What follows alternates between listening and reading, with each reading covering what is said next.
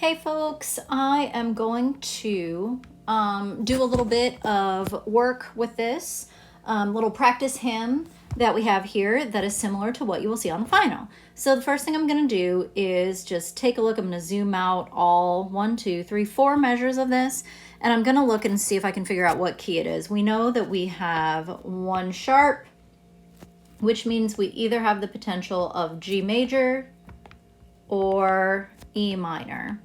And how are we going to know that? Well, we're probably going to take a look around at first and last chords to sort of see if we have more G's or E's, looking for accidentals, because if we have E minor and we're looking for harmonic minor, we would be looking for, that T to Do. So we'd be looking for like D sharps. I don't really see any.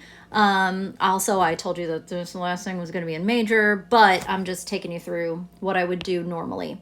Okay, so we're going to be in G major. The first thing that I'm going to do is sort of write down my little matrix that we had talked about before. So let's do G, A, B, C, D, E, F sharp, and then of course we would have G. Now we're going to make our triads, G, B, D. And what you can do is then go through on the scale and write, C, D, E, F sharp, G, A. Or if you want to, you can make each triad and go, okay, well, I know I'm going to have major 1, minor 2, minor 3, major 4, major 5, minor 6, and diminished 7. So you can go through and make them that way if you want to. Whatever works for you, whichever one makes the most sense for your brain.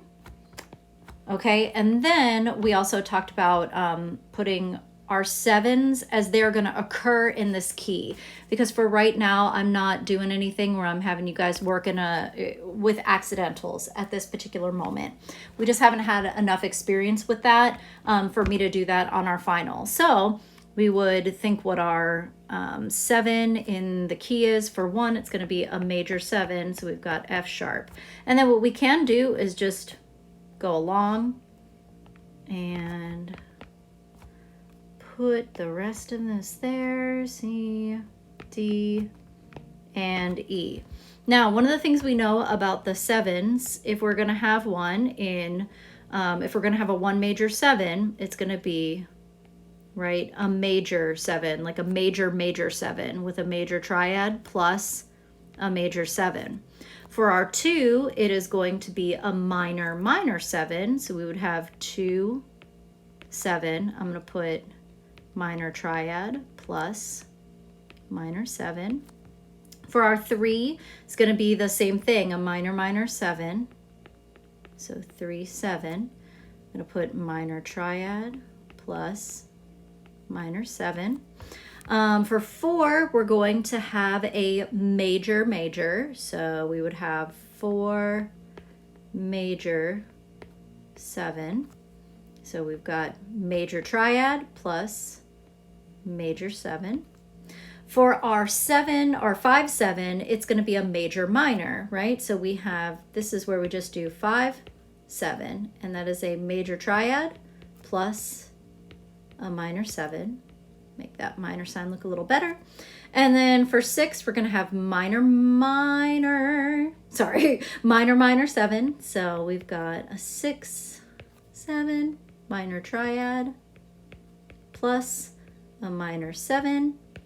And then as we said about our diminished triad, in this case, it's going to be a half diminished 7 is what's going to occur in the key signature. So we have a diminished triad plus a minor 7.